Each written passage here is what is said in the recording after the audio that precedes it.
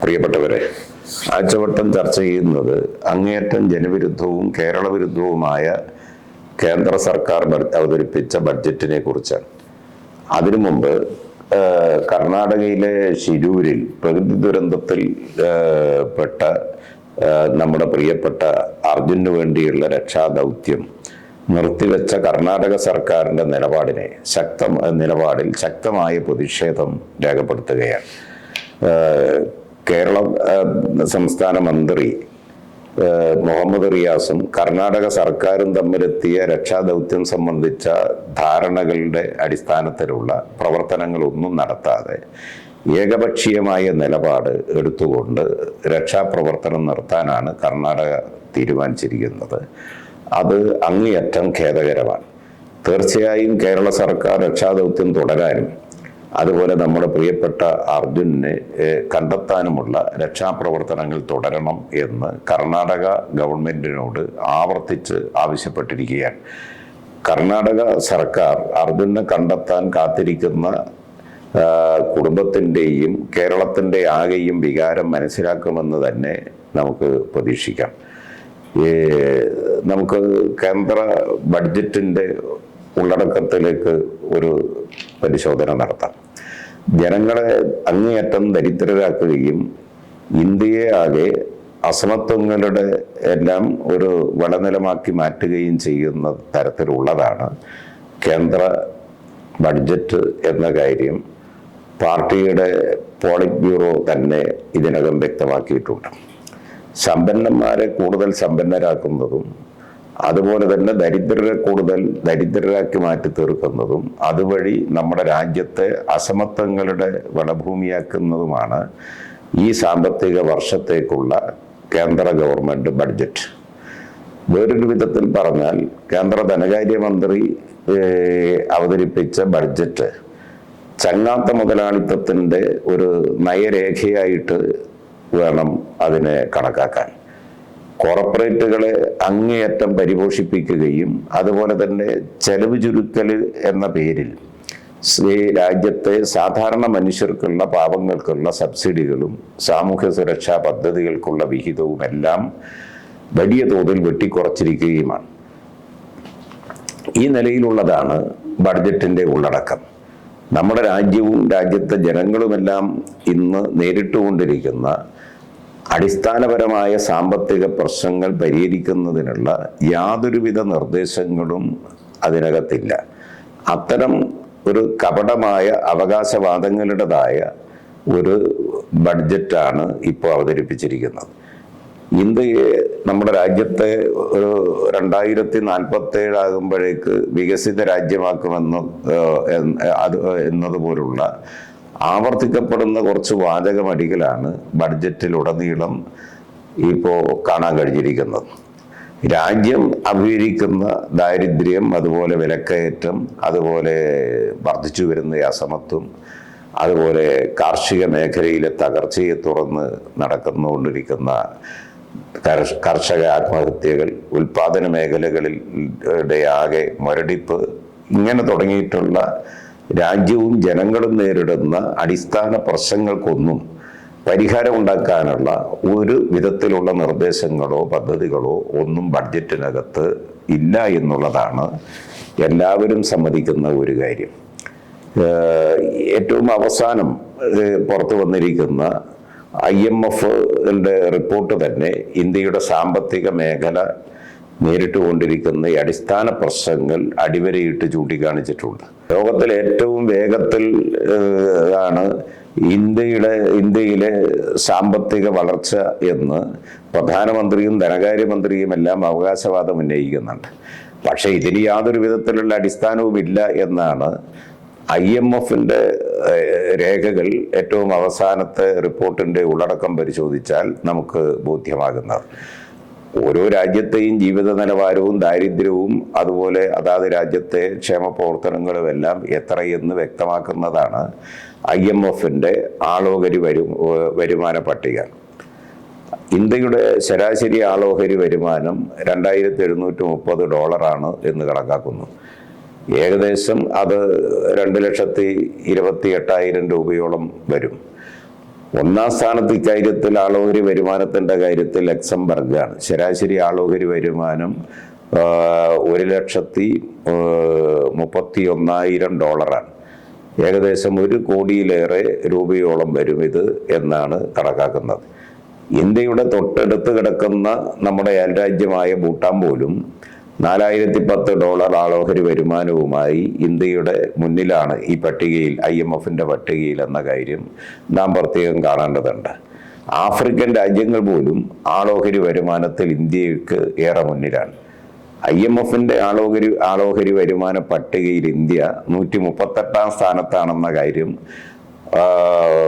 നരേന്ദ്രമോദിയോ പ്രധാനമന്ത്രിയോ ധനകാര്യമന്ത്രി നിർമ്മല സീതാരാമനോ ഒന്നും എടുത്തു പറയുന്നില്ല. സാമ്പത്തിക വളർച്ചയെക്കുറിച്ചൊക്കെ കുറെ വാചകമടിക്കുകയാണ് ഇവരെല്ലാം ചെയ്യുന്നത്.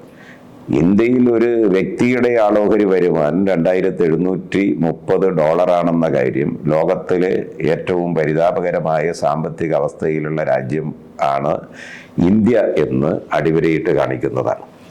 എല്ലാവരെയും ഉൾക്കൊള്ളുന്നൊരു വികസനവും അതുപോലെ എല്ലാവർക്കും വികസനത്തിൻ്റെ നേട്ടങ്ങളും എല്ലാവർക്കും ഇതിലേക്കും വികേന്ദ്രീകരിച്ചെത്തിക്കുക എന്നൊക്കെ അവകാശപ്പെടുന്ന നരേന്ദ്രമോദി രാജ്യത്തിൻ്റെ പ്രധാനമന്ത്രി തന്നെ ഇപ്പോൾ അവരുടെ ഗവൺമെൻറ് തന്നെ ഇപ്പോൾ അവതരിപ്പിച്ചിരിക്കുന്ന ബഡ്ജറ്റിൽ പാവപ്പെട്ടവരെ ഒരു ദയവുമില്ലാതെ ഒഴിവാക്കുന്ന, അവഗണിക്കുന്ന വിധത്തിലുള്ളതാണ് നിർദ്ദേശങ്ങളാണ് അതിനകത്ത് ഉള്ളത്.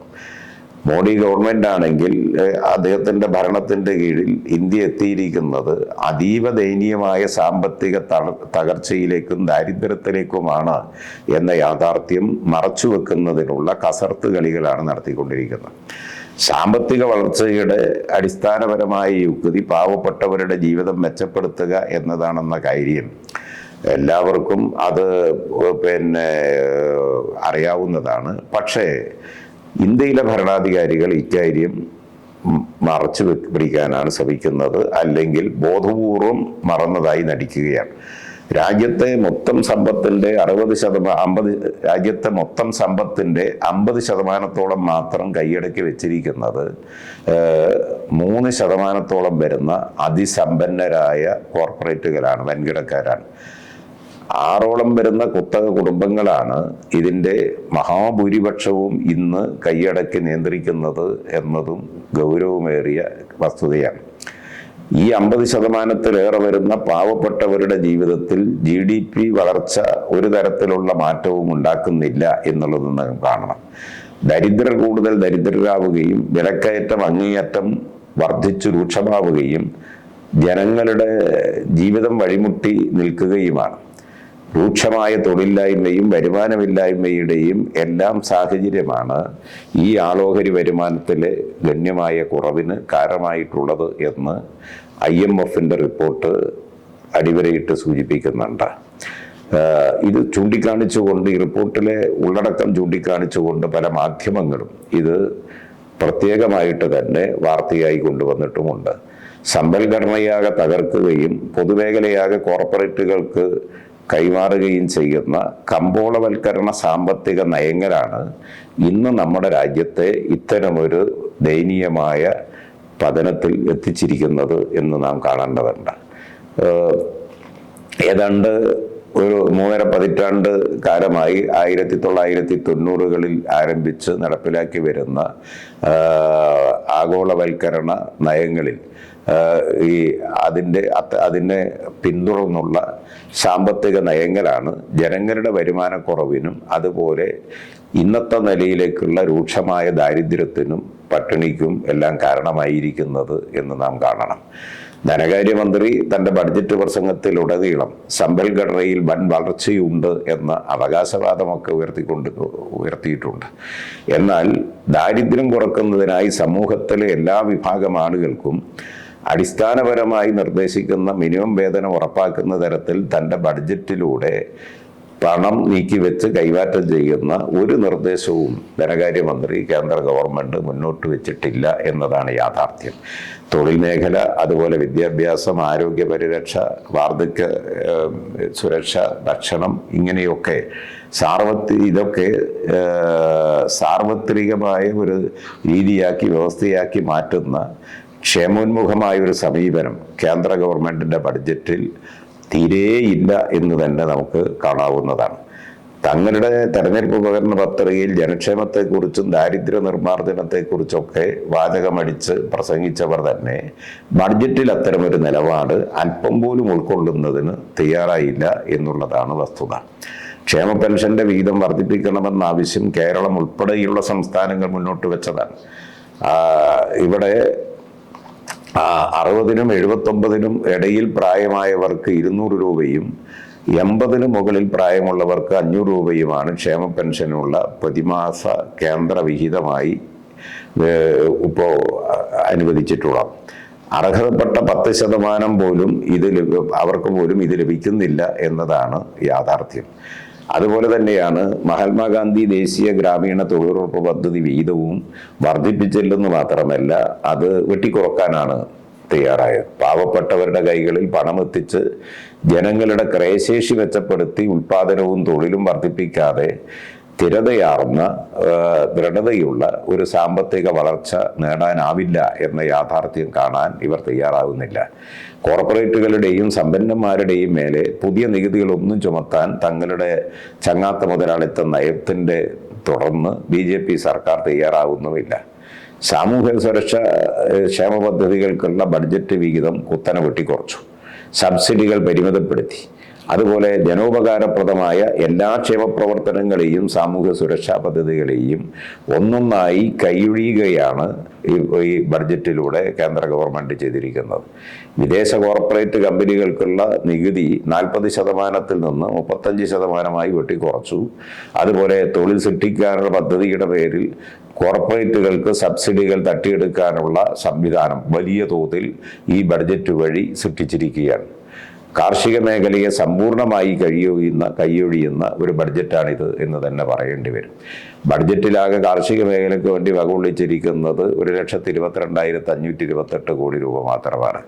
ഇത് നേരത്തെയുള്ള മുൻ ബഡ്ജറ്റുകളിൽ നിന്നെല്ലാം വലിയ തോതിലുള്ള വെട്ടിക്കുറവാണ് ഇതിലും വരുത്തിയിരിക്കുന്നത്. ഇവിടാണെങ്കിൽ കാർഷിക മേഖലക്കുള്ള നീക്കിയിരിപ്പ് ഏതാണ്ട് ക്രമാനുഗതമായി കുറച്ച് കൊണ്ടുവരികയാണ് ചെയ്തത്. 2014-ലെ BJPയുടെ പ്രകടന പത്രികയിൽ സ്വാമിനാഥൻ കമ്മീഷൻ ശുപാർശകളൊക്കെ നടപ്പിലാക്കുമെന്നും കാർഷിക ഉൽപ്പന്നങ്ങളുടെ താങ്ങുവില വർദ്ധിപ്പിച്ച് ഉറപ്പുവരുത്തും എന്നൊക്കെ വാഗ്ദാനം നൽകിയതാണ്. 10 വർഷത്തിലധികം കേന്ദ്രത്തിൽ അധികാരം കൈയാളിയിട്ടും മോഡി ഗവൺമെൻറ് ഈ വാഗ്ദാനം നടപ്പിലാക്കാൻ തയ്യാറായില്ല ഇതാണ് വസ്തുത. ഇതെല്ലാം രാജ്യത്തിൻ്റെ നട്ടെല്ലായ കാർഷിക മേഖലയോടുള്ള കേന്ദ്ര ഗവൺമെൻറ്റിൻ്റെ അങ്ങേയറ്റത്തെ നീതീകരിക്കാൻ കഴിയാത്ത അവഗണനയുടെ ഭാഗം തന്നെയാണ്. ഇവിടെ കാർഷിക മേഖലയിലെ വളർച്ച തന്നെ കുറഞ്ഞു വരികയാണ്. ഇതൊന്നും പരിഹരിക്കാനുള്ള, ഇത്തരത്തിലുള്ള പ്രശ്നങ്ങൾക്കൊന്നും പരിഹാരം കാണുന്നതിനുള്ള യാതൊരുവിധ നിക്ഷേപ പദ്ധതികളും ബഡ്ജറ്റിലില്ല എന്നതാണ് വസ്തുത. നിലവിലുള്ള പല ഘടകങ്ങൾക്കും ബഡ്ജറ്റ് വിഹിതത്തിൽ ഗണ്യമായ കുറവാണ് വരുത്തിയിരിക്കുന്നത്. രാസവള സബ്സിഡി കുറച്ചു, അതിൻ്റെ ഭാഗമായി വലിയ തോതിൽ കാർഷിക മേഖല തകർച്ചയെ നേരിടാൻ പോകുന്നു. കോർപ്പറേറ്റ് ലാളനയിൽ അഭിരമിക്കുന്ന കേന്ദ്ര ഗവൺമെൻറ്റിൻ്റെ ബഡ്ജറ്റ് ഈ തൊഴിലുറപ്പ്, അതുപോലെ വനിതാ ശിശുക്ഷേമം, ഭക്ഷ്യവളം, പാചകവാതക സബ്സിഡി, ഗ്രാമവികസന ഫണ്ട്, ശുദ്ധജല പദ്ധതി ഇത് തുടങ്ങിയവയുടെ ഫണ്ടുകളെല്ലാം ഗണ്യമായ തോതിലാണ് വെട്ടിക്കുറച്ചിരിക്കുന്നത്. അടിസ്ഥാന ജനവിഭാഗങ്ങളുടെ സബ്സിഡികളും പദ്ധതി വിഹിതവുമെല്ലാം വെട്ടിക്കുറക്കുന്ന ബഡ്ജറ്റ് അതുപോലെ ഈ വിദേശ കുത്തകകൾക്കും നാടൻ കോർപ്പറേറ്റുകൾക്കും എല്ലാ വിധത്തിലുള്ള സബ്സിഡികളും ആനുകൂല്യങ്ങളും വലിയ തോതിൽ അനുവദിച്ച് നൽകിയാണ് വർദ്ധിപ്പിക്കുകയാണ്. തൊഴിലവസരങ്ങൾ സൃഷ്ടിക്കുന്നതിന് കോർപ്പറേറ്റുകൾക്ക് നൽകുന്ന സഹായങ്ങൾ കൊണ്ട് കാര്യമായ ഒരു നേട്ടവും ഉണ്ടായിട്ടില്ല എന്നത് രാജ്യത്ത് വർദ്ധിച്ചു വരുന്ന തൊഴിലില്ലായ്മയുടെ തോത് തന്നെ കാണിക്കുന്നുണ്ട്. ഈ നിലയിലെല്ലാമുള്ള ഒരു ബഡ്ജറ്റാണ്. എല്ലാ അർത്ഥത്തിലും രാജ്യത്തെ കുത്തുപാടിയെടുപ്പിക്കുന്ന, ജനങ്ങളുടെ ജീവിതം വഴിമുട്ടിക്കുന്ന നിർദ്ദേശങ്ങളടങ്ങിയ ബഡ്ജറ്റാണ് കേന്ദ്ര ഗവൺമെന്റിന് വേണ്ടി നിർമ്മല സീതാരാമൻ പാർലമെന്റിൽ അവതരിപ്പിച്ചിരിക്കുന്നത്. മാത്രമല്ല, കേരള സംസ്ഥാനത്തോട് അങ്ങേയറ്റത്തെ ക്രൂരമായ അവഗണനയാണ് ഈ ബഡ്ജറ്റിൻ്റെ ഭാഗമായി കേന്ദ്ര ഗവൺമെൻറ് ഇപ്പോൾ കൈക്കൊണ്ടിരിക്കുന്നത്, സ്വീകരിച്ചിരിക്കുന്നത്. കേരള സംസ്ഥാനം 24,000 കോടിയുടെ സഹായം അഭ്യർത്ഥിച്ചു, പ്രത്യേക സഹായം അഭ്യർത്ഥിച്ചു. ഒരു ചില്ലിക്കാശ് പോലും അനുവദിക്കുന്നതിന് തയ്യാറായില്ല. ഇവിടുത്തെ പ്രത്യേകമായ പദ്ധതികൾ കേന്ദ്രത്തിൽ നിന്ന് ബഡ്ജറ്റിൻ്റെ ഭാഗമായെങ്കിലും വൈകിയാണെങ്കിലും നമുക്ക് ലഭിക്കുമെന്ന് പ്രതീക്ഷിച്ച കോഴിക്കോട് ജില്ലയിലെ കെനാലൂരിൽ സ്ഥാപിക്കുന്നതിന് സംസ്ഥാന ഗവൺമെൻറ് തന്നെ ആവശ്യമായ ഭൂമി ഏറ്റെടുത്ത് നൽകിയതാണ് എയിംസ് സ്ഥാപിക്കുന്നതിന്. എന്നാൽ ആ എയിംസ് ഇപ്പോൾ അത് സംബന്ധിച്ച ഒരു പരാമർശം പോലും ബഡ്ജറ്റിനകത്തില്ല. അതുപോലെ റെയിൽവേ വികസനത്തിന്, ദേശീയപാതയുടെ വികസനത്തിന്, വിമാനത്താവളങ്ങളുടെ വികസനത്തിന്, ശബരിമലയുടെ വികസനത്തിന്, ഇതൊന്നും ഒരു വിധത്തിലുള്ള ഒരു സഹായവും കേരളത്തിന് അനുവദിക്കുന്നില്ല. ബഡ്ജറ്റിൽ അത്തരം ഒരു നിർദ്ദേശമേ ഇല്ല. ഒരു കാലത്തുമില്ലാത്ത വിധത്തിലുള്ള കണ്ണിൽ ചോരയില്ലാത്ത ക്രൂരമായ അവഗണനയാണ്, അത്തരമൊരു നിലപാടാണ് കേരളത്തോട് കേന്ദ്ര സർക്കാർ സ്വീകരിച്ചിരിക്കുന്നത് എന്ന് നമുക്ക് കാണേണ്ടതുണ്ട്. ഇത് ഗൗരവമായ വിഷയമാണ്. കേരളമെന്ന ഒരു വാക്കുപോലും ബഡ്ജറ്റിനകത്ത് ഉൾപ്പെടുത്താതെ ഏറ്റവും ക്രൂരമായ നിഷേധ നിലപാട് കേന്ദ്ര ഗവൺമെൻറ് സ്വീകരിച്ചിരിക്കുകയാണ്.